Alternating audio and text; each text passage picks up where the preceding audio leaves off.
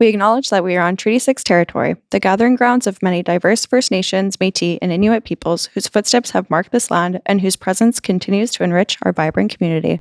Hello and welcome back to Research Recasted, the Knowledge Mobilization podcast. I'm your host, Brooklyn Logician, and today for spooky season, we are joined by Dr. Rodney Schmaltz. Dr. Rodney Schmaltz specializes in researching pseudoscience beliefs and method to promote scientific skepticism. His work aims to understand and address why people maintain beliefs in phenomena like ghosts, aliens, and psychic powers, despite a lack of empirical evidence. Additionally, Dr. Schmaltz focuses on improving workplace productivity and self-control, offering evidence-based strategies to enhance performance and manage stress. Dr. Schmaltz is the co-author of 2 psychology textbooks and is currently writing a book on strategies to improve productivity and well-being.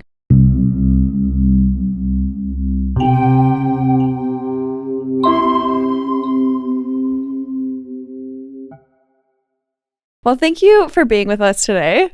Glad to be here. Thank you. We had a great conversation already. I do say this, I think, almost every podcast, but I'm being genuine when I say it this time. I am so excited. I love ghosts, paranormal, any kind of that stuff. So I'm excited to talk to you today. All right. That's great. So I'm going to get you to begin to discuss the work that you're doing with your students and the Center for Skeptical Inquiry Investigation Group. And what kind of that is about. So I teach, it's a 400-level class on scientific skepticism. And where I can, I try to bring in as many real-world examples as possible. So as an example, one thing we've been doing for years is going to different locations in Edmonton, and we go on ghost hunts. And we do that basically to debunk the ghost hunters. Last year, I met someone at the Lilienfeld Alliance, which is a group that promotes scientific thinking in higher education. Mm-hmm. And he works for the CFI and does the Paranormal Challenge. So what the Paranormal Challenge is something where if you apply and can prove that you have paranormal abilities under rigorous scientific methods and conditions, then you win $500,000. That's crazy. Yes. They've been doing it for about 20 years. Prior to that, there's someone named James Randi, who is a magician and also a skeptic, and he offered $1 million. So it's been going for many, many years. There's been hundreds of applicants, and nobody has got it yet. So he has paired with our class, and the students in my class are actually developing the protocols for 10 tests. And by the end of the term, what we're hoping is we'll actually be able to watch the test. It's just a matter of if people actually follow through and do the test, but we'll actually be working with the applicants, developing a test that is scientifically rigorous, but at the same time is fair to them, so they will have to agree that this is something they can do. So we're not trying to, trick the applicants or anything like that. We want to make sure it's a test that they think is reasonable.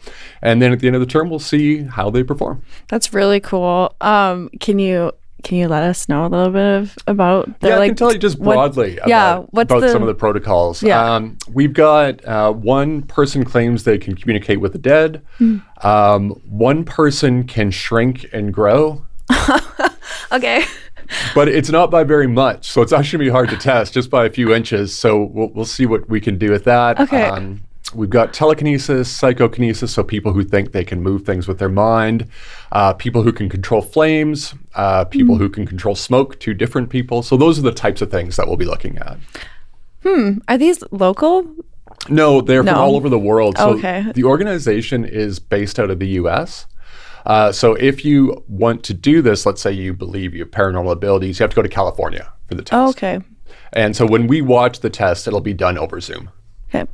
Can you what is scientific skepticism?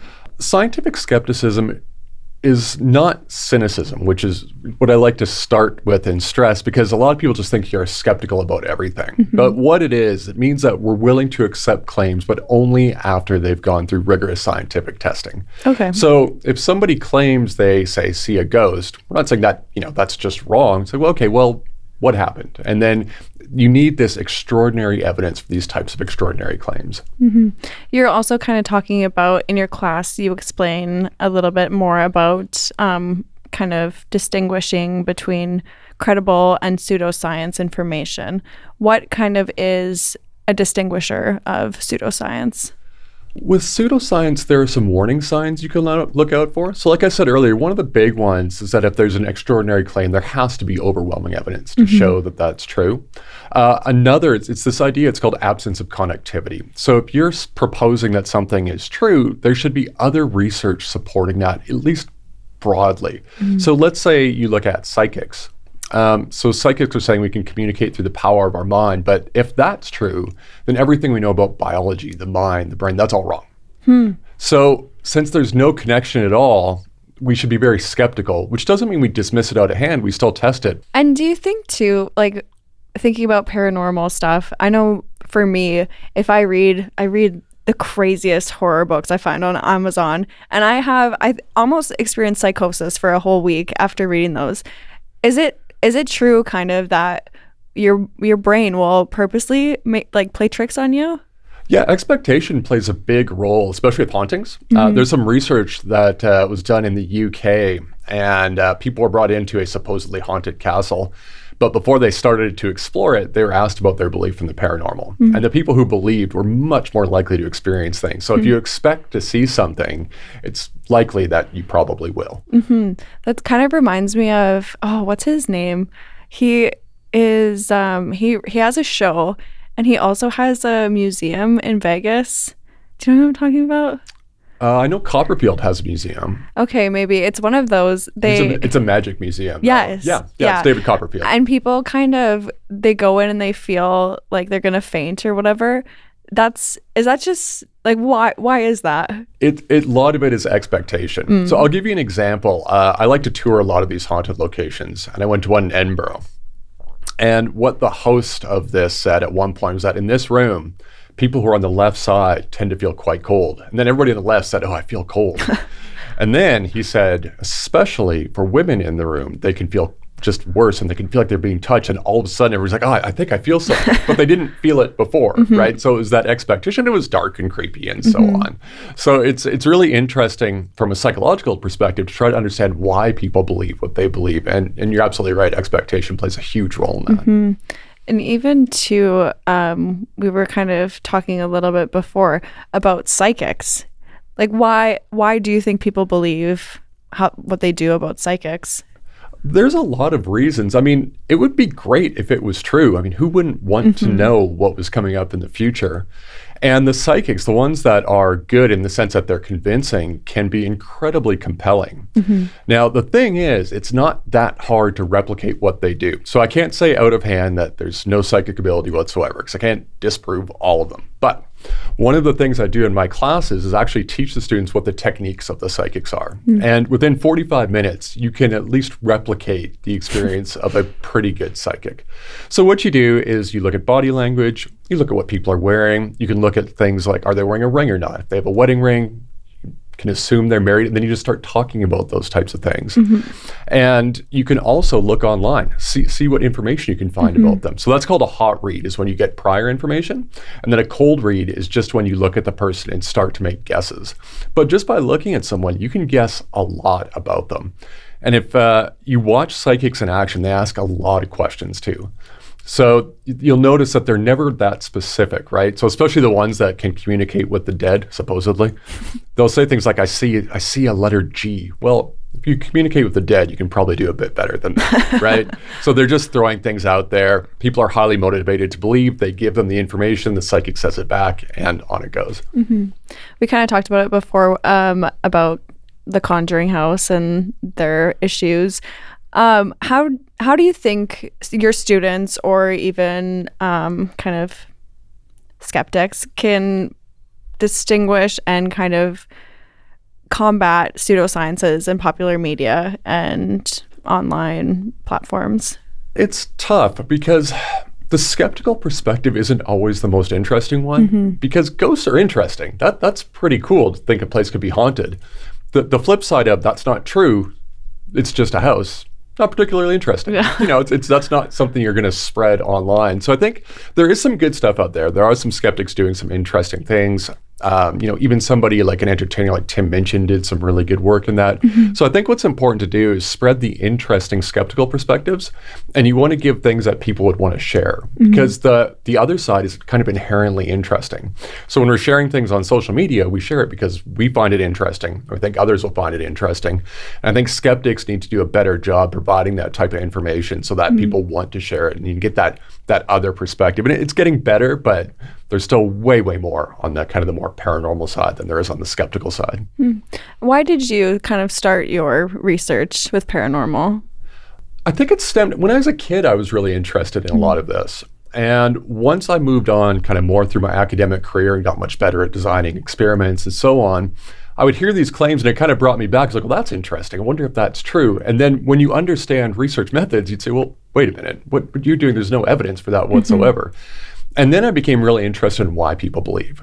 So at this point, it's not so much that I'm interested in proving or disproving these claims. I'm really interested in why people believe in the claims, especially the ones that really don't seem to have any evidence. And why do people believe the claims? A lot of it is motivational. I think a lot of it, people want to believe because, like I said earlier, it's interesting. And it would be great, communicating with the dead. Wouldn't that be amazing? So you can see how people would be motivated to do that. And I think the other reason people believe is that we're not specifically taught how to be critical thinkers. So that term is thrown around a lot, especially in like junior high and high schools. And I actually wrote a paper on this with some of my students that the term can almost mean anything. So we looked at what the critical thinking exercises are, and they could be nearly literally anything. One was a math exercise. It was fine exercise, but it wouldn't be what I would define as critical thinking. So that's why I really promote this idea of scientific skepticism. People need these tools so when they get information, they have the skills to determine good information from bad. Have you ever had an experience where you kind of maybe thought that there was a potential of being an actual paranormal experience? No, and we've done the ghost hunt for a lot of years, and I've kind of been hoping at least there'd be something we couldn't explain. So it wouldn't necessarily mean I'd believe in ghosts, but at least we couldn't explain it. That would be pretty interesting, but we've been able to explain everything. Oh, shoot. Yeah, I know. Sorry. If anyone has anything. Yeah, that's right. Yeah. We're going to move on a little bit into the infrasound and the role of explaining haunting experiences. Can you explain a little bit about your research into this? Yeah, so I became interested in infrasound because it's at least partially an explanation for some haunting experiences. So what it is, it's a low frequency sound, it's below 20 hertz, and it's outside the range of hearing, human hearing. So we can feel it, but we can't hear it. So it's kind of analogous. If you've been at a concert and there's a lot of bass, you can kind of feel it in your chest. Imagine that feeling, but you can't hear anything. So this can be caused by low rumbling pipes, can be caused by traffic, thunder. Now, if you think about most hauntings, they're in older homes. Older homes tend to have low rumbling pipes and so on. And the hauntings are often in places like basements, right? So what we wanted to test was if exposure to infrasound would increase fear responses. And we've done this over several studies. We started by actually doing work in Edmonton. So when Edmonton used to be downtown, and for those that don't know, Edmonton is a haunted house, a commercial haunted house, and it's outstanding. It's like Hollywood level special effects. So we brought people into Edmonton. They were volunteers from the public. We did it in the off hours. Edmonton normally has actors there. There were no actors. And we just let people walk around, but still very, very scary. And we told them the infrasound might be on, but we didn't tell them until they were done if it was on or off. Okay. So when people went through, what we found is that if the infrasound was on, they went through quite a bit faster. We didn't get any self-reports of changes in fear, though. And we tried to take some physiological measures, but the equipment we had just kind of failed. It didn't work. And then we didn't get quite as many participants as we wanted. So we had some initial results that were interesting, but it wasn't enough for, a peer-reviewed journal or really to go beyond that. So we decided to look at a more physiological level. So we did a test with fish. A colleague of mine, Dr. Trevor Hamilton, does work with zebrafish. So we exposed zebrafish to infrasound, and we found that they did exhibit a stress response. And the way you test that is basically they'll swim more on the outside of their tank than the inside. So then we went back to humans. We brought people into the lab, and we played different types of music. Some of it was kind of eerie. Some of it was more kind of like meditative and quite calming. And they would either be exposed to infrasound or not. So we wanted to see if the infrasound exposure had a different impact on kind of the scary stimuli versus the calming stimuli. And then we actually measured cortisol levels. And cortisol is a hormone associated with stress. What we found was that regardless of what they listened to, when the infrasound was on, cortisol levels went up. So we're going to be doing more research on this, but at the very least, what we can say is if you go into a building with infrasound, you won't detect it and you're going to get that physiological response. So back to why people might believe, if you think about it, let's say you go into an old building and it's kind of creepy, it's dark, then all of a sudden the hair on the back of your neck goes up, you can feel some tension in your chest. It's very reasonable to think it's a ghost because who knows what infrasound is? Nobody knows what that is, right? So when people believe it's not a reflection of IQ or they're gullible or anything like that. In this case, it's actually quite a reasonable explanation. It's just that people don't have that training in critical thinking, and sometimes people just don't know what some of the alternative explanations might be. To picture it a little bit more, how do you measure cortisol levels? We did it with saliva samples. Okay. Yeah. How would you do that? The way we did it, it's not that exciting. They had a little tube and they just had to spit into it. Oh, okay. Yeah, and then we actually worked with chemistry and then we did the tests on it after. Oh, cool. That's very cool. So for these kind of on kind of like an ethical standpoint, do these people know, are they coming in as believers or do you kind of just pick whoever? We picked whoever essentially. So the study at Edmonton, there's a long description of what it was, and we had a fairly lengthy consent procedure. Okay. We did measure belief in paranormal beforehand, but that was after they consented to be in the study. So they knew exactly what they're going to do. They just didn't know if the infrasound would be on or off, but they knew that they could be exposed to infrasound.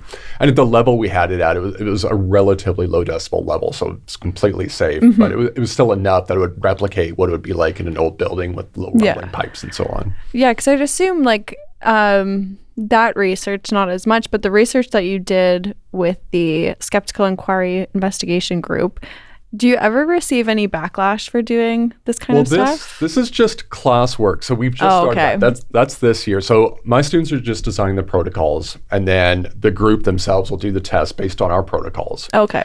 So no backlash there.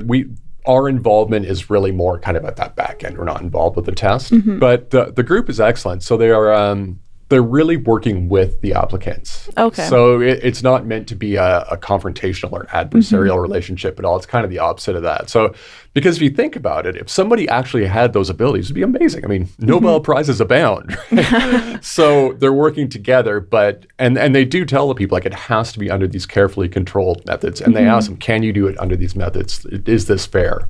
And it's only at that point that then they'll go forward with the test. That's really cool. What are your students' reactions when you tell them? Do they take the class because of this stuff? Well, this is the first year we did it. Okay. We've done the ghost tours throughout Edmonton for about the past 10 years or so. So the students are really excited this year. And we're just getting into it now with all these different protocols. And it's a nice challenge because some of them are quite hard to test. And there's real implications in that there's $500,000 legitimately on the line. It's really, the money is there. You can win it.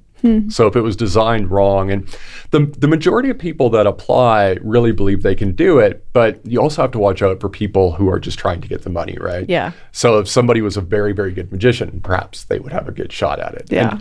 And from my discussions with the people in the CFI group, that's very rare, but it's just something to be aware of too, right?